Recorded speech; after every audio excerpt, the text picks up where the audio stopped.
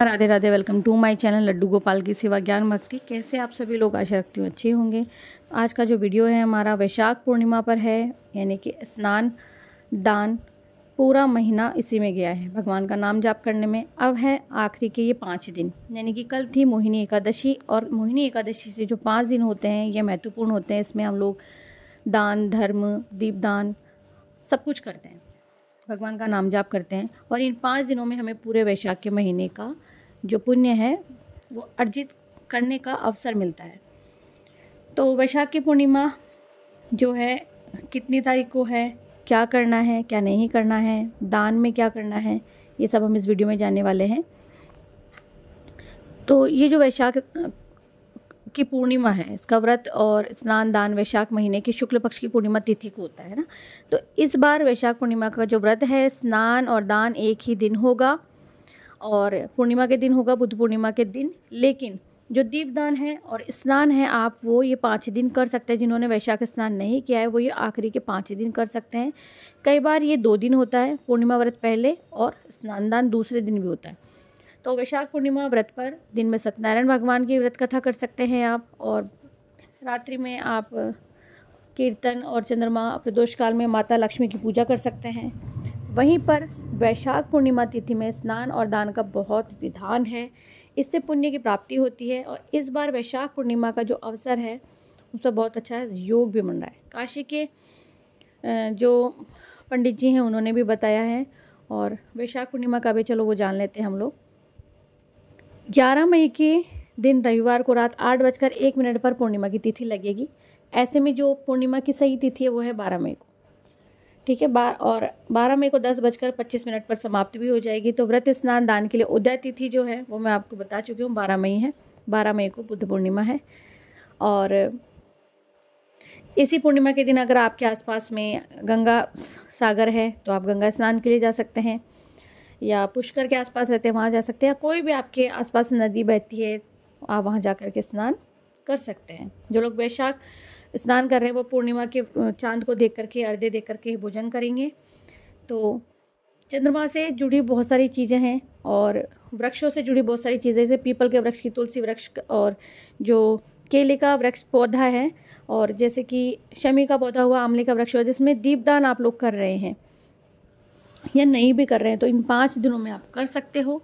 और पीपल का जो वृक्ष है उसमें दूध और चीनी अर्पित कर सकते हैं। इससे क्या होगा कि जो आपके पितृ देवता हैं उनको मोक्ष प्राप्ति होगी। महत्व मैंने बता दिया है आपको। आप घर में सत्यनारायण भगवान की कथा का आयोजन रख सकते हैं। बहुत बहुत ज़्यादा ज़रूरी होता है एक चीज़, वो ये, कोई भी कार्य कीजिए छोटा या बड़ा, पूजा कीजिए, कीर्तन कीजिए, बड़े रूप में कीजिए, छोटे रूप में कीजिए भाव और अपने मन से।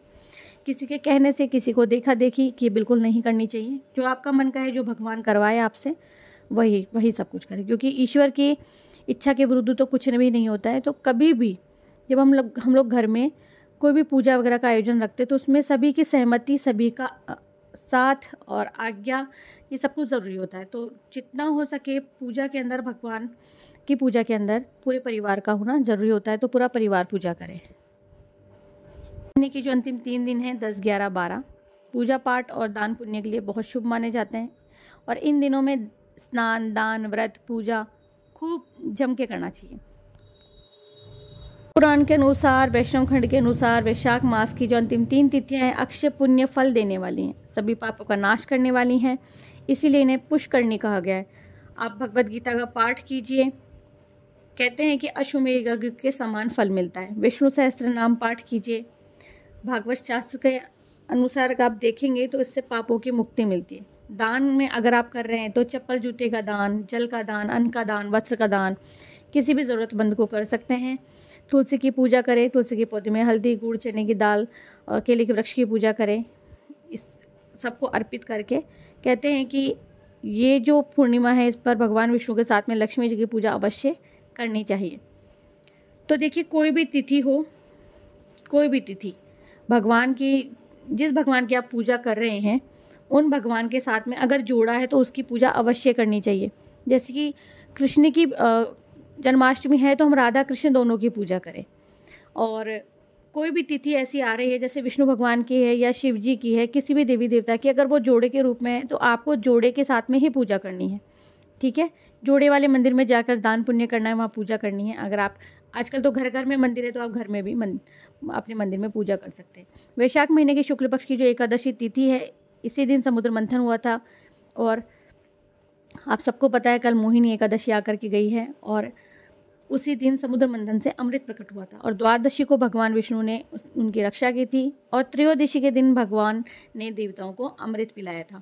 इसके बाद में जो चतुर्दशी तिथि आती है उसको राक्षसों को मारा और पूर्णिमा के दिन सभी देवताओं को उनका साम्राज्य वापस मिल गया था। तो हो गया इन्हें 5वें दिन कितने सर्वश्रेष्ठ।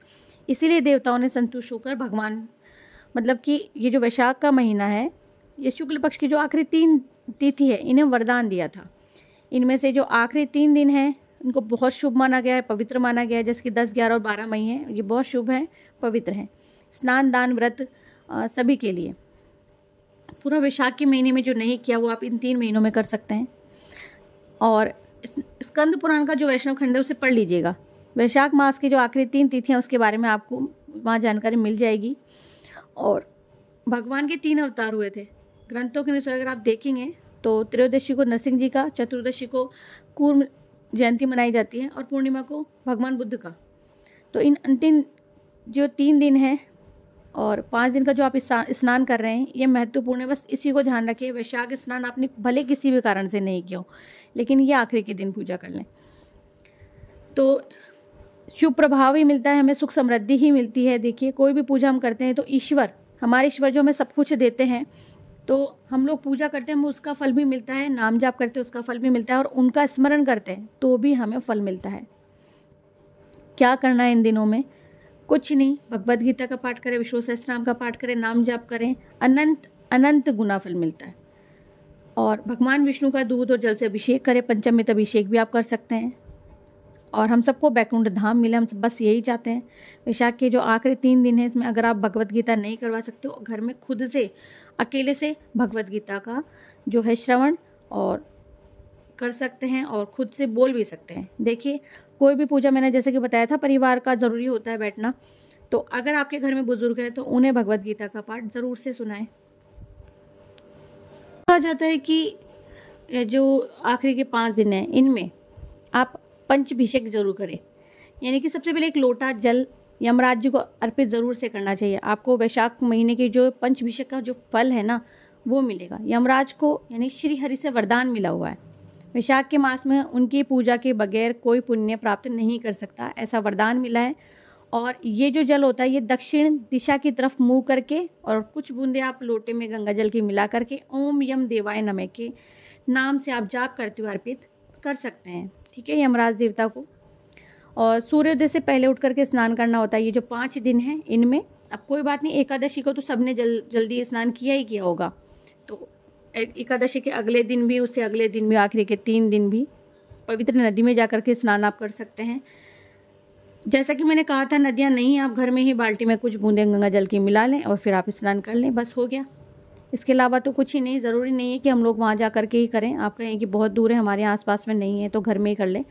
माता लक्ष्मी जी की पूजा के साथ साथ में तुलसी पूजन करें, पीपल ज़रूर सींचें, जल का दान ज़रूर से करें। जल का दान अगर कर रहे हैं तो कुछ मीठे आते हैं मार्केट में, जैसे कि नींबू पानी या गुलाब का शरबत है, खस का शरबत है, आप इन शरबतों का दान भी किसी ज़रूरतमंद गरीब को कर सकते हैं, जो ये चीज़ें खरीदने में सक्षम नहीं है। जितना आपका सामर्थ्य है उतना आप दान कर दें। ये महीने में आप देखिए, पंखी का दान, पलंग का दान, तकिए का दान, चटाई का दान, ये सब आप कर सकते हैं। जो ऋषि नारद है ना, ब्रह्मा से उन्होंने पुष्टि की थी कि वैशाख का जो महीना है वो बहुत महत्वपूर्ण है। क्यों है? जैसे कि एक माँ अपने बच्चों के लिए करती है ना, सबको सारी इच्छाएं पूरी करती है, वैसे ईश्वर भी इस वैशाख के महीने में अपने बच्चों के लिए सारी उनकी इच्छाएं जो हैं पूरी करते हैं। तो मैंने बता ही दिया है आपको पूजा किसकी करनी है, भगवान विष्णु की। शिव जी की पूजा ज़रूर से करें, सूर्य देव की पूजा आप अवश्य करें, क्योंकि आपको मैंने बताया था अभी कि परशुराम, नरसिंह, कूर्म और बुद्ध भगवान का अवतार हुआ था। ये सब मैंने आपको अभी जस्ट बताया है। तो पूजा इन सबकी करनी है आपको। जो ये वैशाख का महीना है माधव नाम से जाना जाता है। माधव विष्णु भगवान का नाम है और इस महीने में भगवान विष्णु की पूजा का खास महत्व होता है। जिन लोगों ने भगवान श्री कृष्ण की पूजा की है, भगवान विष्णु की नहीं की, उन्हें चिंता करने की ज़रूरत नहीं है कि उन्होंने उनकी पूजा नहीं की। तो न माधव समय मासो न कृतेन युगम समम न च वेद समम शास्त्रम न तीर्थ गंगाए समम। अर्थात माधव मास यानी भगवान जो वैशाख मास के समान है, कोई मास नहीं है।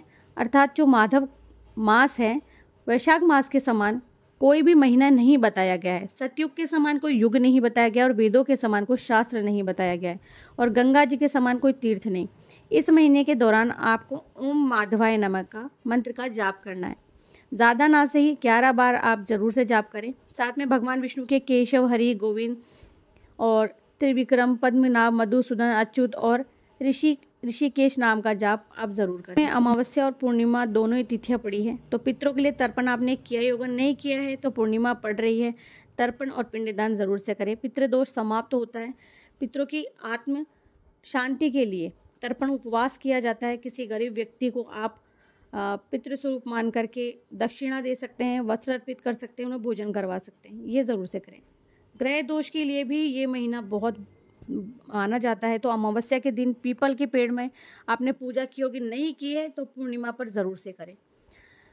तो ये महीना किसी भी दृष्टि से देखिए बहुत महत्वपूर्ण है। इतनी जानकारी थी मैंने आपको दी है, जितना मैं जानती हूँ, जितना होता है। और अगर फिर भी आपको कुछ पूछना है तो आप मुझे कमेंट सेक्शन में आकर के कमेंट कर सकते हैं। वीडियो अच्छा लगे तो वीडियो को लाइक कर दीजिएगा, शेयर कर दीजिएगा। सब्सक्राइब नहीं किया है तो सब्सक्राइब कर लीजिएगा।